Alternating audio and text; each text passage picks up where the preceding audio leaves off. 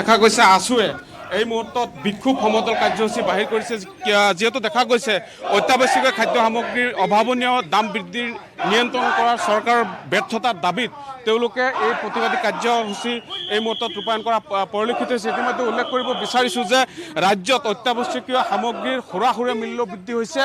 বিশেষকৈ পিঁয়াজৰ দাম আকাশলংঘী হৈছে। এই মুহূৰ্তত ৬০-৭০ টকা কিলো প্ৰতি কিলো পিঁয়াজৰ দাম বৃদ্ধি পাইছে। তাৰ পিছতে দেখা গৈছে ৰাজ্যজুৰি যিহেতু আজি সদৌ অসম ছাত্ৰ সন্থা আছুৱে প্ৰতিবাদী বিক্ষোভ সমদল ৰূপায়ণ কৰিছে। লখিমপুৰতো দেখা গৈছে কেইবা সহস্ৰাধিক ছাত্ৰ এই মুহূৰ্তত ওলাই আহিছে ৰাজপথত। তেওঁলোকে লখিমপুৰ চহৰৰ মাজমজিয়াদি এই মুহূৰ্তত সমদল বাহিৰ কৰিছে। পোনে পোনে আপোনাৰ ওচৰলৈ আহিব বিচাৰিছোঁ। কি ক'ব হুৰাহুৰে মূল্য বৃদ্ধি হৈছে? প্ৰথম কথা হ'ল বজাৰত লাগিছে জুই, যোগান মন্ত্ৰী আছে হৈ আৰু এইখন চৰকাৰ আছে হৈ। ইতিমধ্যে আপোনালোকে পৰিলক্ষিত হৈছে যে বিজেপি চৰকাৰ দিনত অত্যাধিক মূল্য বৃদ্ধিয়ে কিন্তু সাধাৰণ জনতাক মাধমাৰ ঘূৰাইছে। তেওঁলোকে প্ৰতিদিনে মূল্য বৃদ্ধি কৰি গৈ আছে, কিন্তু সাধাৰণ জনতাৰ ওপৰত মাধমাৰ ঘূৰাইছে। এফালে তেওঁলোকে হিতাধিকাৰী আঁচনি সৃষ্টি কৰিছে, এফালে তেওঁলোকে মূল্য বৃদ্ধিয়ে মানুহক জুৰুলা কৰিছে। গতিকে এইখন বজাৰত তেওঁলোকে অৰ্থনৈতিকভাৱে আমাৰ অসমীয়া জাতিটো বা সাধাৰণ জনতাখিনি অৰ্থনৈতিকভাৱে পিছ পৰি গৈছে। মূল্য বৃদ্ধি কৰাৰ ক্ষেত্ৰত অসমখন বহুত পিছুৱাই গৈছে। তেওঁলোকে হিতাধিকাৰী সৃষ্টি কৰি বিভিন্ন আঁচনি সৃষ্টি কৰে, কিন্তু মূল্য বৃদ্ধিৰ ক্ষেত্ৰত তেওঁলোকে কোনো গুৰুত্ব আৰোপ নকৰে। এইখন অসমৰ যোগান বিভাগটো বা যোগান মন্ত্ৰীজন আছেনে নাই, সেই গোটেই বিভাগটো যদি হিমন্ত বিশ্ব শৰ্মাই চলাই, মুখ্যমন্ত্ৰীগৰাকীয়ে চলাই, তেতিয়া মুখ্যমন্ত্ৰীক প্ৰশ্ন কৰিব বিচাৰিছোঁ, অতি শীঘ্ৰে মূল্য বৃদ্ধি আপুনি ৰোধ কৰিব পাৰিব নে নোৱাৰে? যদি কৰিব নোৱাৰে আপুনি সাধাৰণ জনতাক কিয় আপুনি কথা কৈ আপোনালোকে গাড়ী দখল কৰিছিলে? আৰু তাৰ লগতে কৈছে যে বজাৰত একাংশ বেপাৰীয়ে যিয়ে যেনেকৈ পাৰে প্ৰতিদিনে মূল্য বৃদ্ধি কৰি থাকে। তেওঁলোকে কিন্তু তেওঁলোকৰ নিয়ন্ত্ৰণ নাই, বজাৰত কোনো নিয়ন্ত্ৰণ নাই। গতিকে এইখন চৰকাৰে বজাৰক নিয়ন্ত্ৰণ কৰিব পাৰিবনে নোৱাৰে, নে তেওঁলোকৰ কথাতে তেওঁলোকে ফুলজাৰি মাৰি তেওঁলোকে ইমানতে সামৰিব? আমি স্পষ্ট কথা, আমি সদৌ অসম ছাত্ৰ সন্থা আহ্বান মৰ্মে আমি সদৌ লখিমপুৰ জিলা ছাত্ৰ সন্থা আজি ৰাজপথত মূল্যবৃদ্ধি প্ৰতিবাদত আমি এই প্ৰতিবাদ সাব্যস্ত কৰিছোঁ।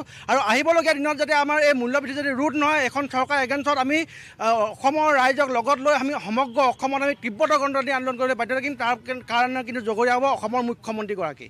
নিশ্চিতভাৱে ক'ব লাগিব যে একাংশ বজাৰত বিশেষকৈ বজাৰবোৰত দেখা যায় এটা অসাধু চক্ৰ থাকে আৰু তেওঁলোকৰ ব্যক্তিগত মুনাফা লাভালাভৰ কাৰণে তেওঁলোকে যধে মধে দাম বৃদ্ধি কৰাৰ এটা চক্ৰান্ত ৰচনা কৰে। চৰকাৰখনে এইসকলক কেতিয়া নাকি লগাব? হয়, বৰ্তমান সময়ত যিধৰণে দেখা গৈছে যে বজাৰত যিধৰণে মূল্য বৃদ্ধি হৈছে, আকাশলংঘী মূল্য বৃদ্ধি হৈছে, সাধাৰণ ৰাইজৰ মাজত মাধমাৰ ঘূৰাইছে। ইয়াক লৈ আমি সদৌ অসম ছাত্ৰ সন্থা আহ্বান মৰ্মে সদৌ লখিমপুৰ জিলা ছাত্ৰ সন্থাই আজি প্ৰতিবাদ কাৰ্যসূচী আমি হাতত লৈছোঁ। আৰু এই থলীৰ পৰা আমি অসম চৰকাৰৰ তথা অসম চৰকাৰৰ মুখ্যমন্ত্ৰী তথা যোগান বিভাগত থকা বিভাগীয় মন্ত্ৰীগৰাকীক আমি দাবী জনাব বিচাৰিছোঁ যে তেওঁলোকে যি বজাৰত যি এই ধৰণৰ জুই লাগিছে, মূল্য বৃদ্ধি যি জুই লাগিছে, এই মূল্য বৃদ্ধি যাতে অতি শীঘ্ৰে ৰোধ কৰি পূৰ্বৰ যি মূল্য আছিলে এই মূল্যলৈ যাতে হ্ৰাস কৰিব, অতি শীঘ্ৰে হ্ৰাস কৰে। আমি তাৰ বাবে আজি এই প্ৰতিবাদ থলীৰ পৰা দাবী জনাইছোঁ। আৰু বৰ্তমান সময়ত দেখা গৈছে যে বিভিন্ন ব্যৱসায়ী প্ৰতিষ্ঠানে তেওঁলোকৰ নিজাববীয়াকৈ তেওঁলোকে যি মূল্য বৃদ্ধি কৰিছে, এই মূল্য বৃদ্ধিৰ ওপৰত নাকি লগাবৰ বাবে আমি বিভাগটোক আমি দাবী জনাইছোঁ। আচলতে মধ্যবিত্ত বিপদত পৰিছে। নিশ্চিতভাৱে মধ্যবিত্ত আচলতে জনসাধাৰণৰ সকাহ প্ৰদান কৰিব লাগে এখন চৰকাৰে। জনসাধাৰণ বাৰুকৈ কোঙা কৰি পেলাইছে মূল্য বৃদ্ধিয়ে। আৰু এইখন চৰকাৰে কেৱল পুঁজিপতিৰ কথা চিন্তা কৰে, তেওঁলোকে সাধাৰণ জনতাৰ কথা চিন্তা নকৰে। মধ্যবিত্তই কেনেদৰে তেওঁলোকে জীৱন যাপন কৰিব, মূল্য বৃদ্ধি আজি দেখিবলৈ পোৱা গৈছে। বজাৰত আলুৰ দাম, পিঁয়াজৰ দাম, মিঠাতেলৰ দামকে আদি কৰি অত্যাধিক যিসমূহ নিত্য ব্যৱহাৰ্য সামগ্ৰী তেওঁলোকৰ কিন্তু অত্যাধিক মূল্য বৃদ্ধি হৈছে। তাৰ লগতে ইন্ধনজাত সামগ্ৰী, গেছৰ মূল্য যথেষ্টখিনি তেওঁলোকে বৃদ্ধি পোৱা দেখিবলৈ গৈছে। গতিকে এইখন চৰকাৰে যে কেৱল সাধাৰণ জনতাৰ কথা নাভাবি তেওঁলোকে এই ইলেকশ্যনৰ সময়ত তেওঁলোকে সাধাৰণ জনতাৰ পৰা ভোট ল'বলৈ আহি তেওঁলোকে সাধাৰণ জনতাৰ কথা নাভাবি কেৱল পুঁজিপতিৰ কথা চিন্তা কৰিলে তেওঁলোকে নহ'ব। সাধাৰণ জনতাৰ কথা ভাবিব লাগিব। আৰু তেওঁলোকে কেৱল আদানী আম্বানীক সন্তুষ্ট কৰিলে নহ'ব।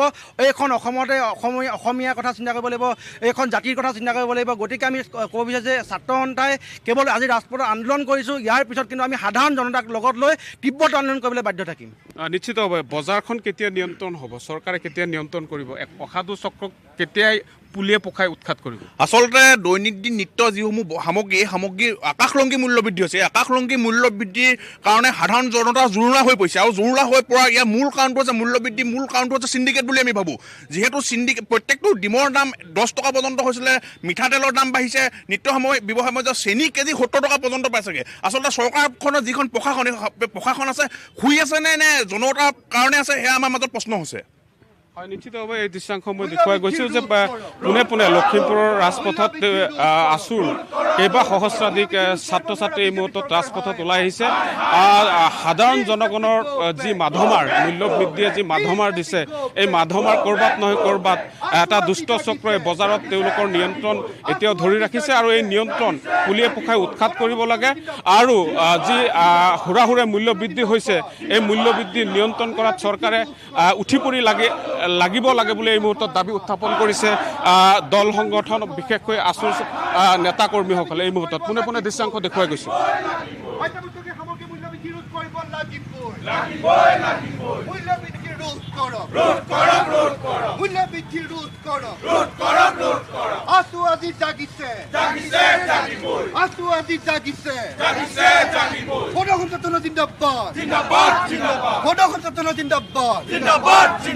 মূল্যবৃদ্ধিৰ ৰোধ কৰক